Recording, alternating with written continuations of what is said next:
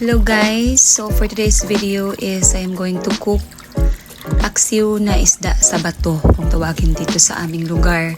So for now, hinuhugasan muna natin yung ating mga isda at atin siyang ilalagay sa kalaha. So colorful talaga yung isda sa bato. Hindi ko na siya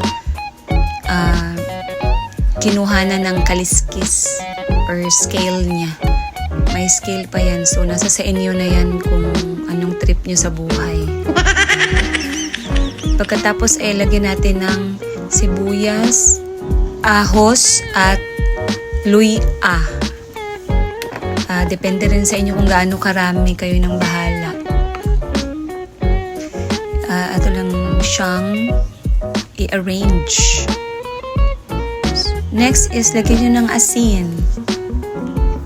So, nasa sa inyo kung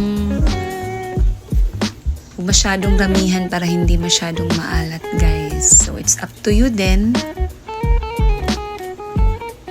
Pagkatapos ng asin ay lagyan ng suka, vinegar. So, kayo nang bahala kung gaano karami yung suka na ilalagay ninyo.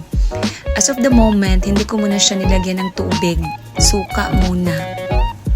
O, yan. Suka lang muna ang nilagay ko dyan. Pag kumulo, pag medyo wala na yung tubig, yung suka, saka ko nalalagyan ng tubig, guys. Kailangan mo na siyang pakuluin with suka only at saka yung own na tubig ng isda, yung own juice ng isda ba, kumbaga.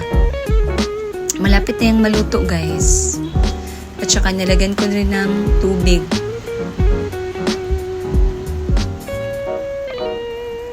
O, ayan na. Luto na ang ating inunuunan sa isda sa bato. And serve with love. Wow! Luto na siya, guys. Ang sarap-sarap. Thank you for watching.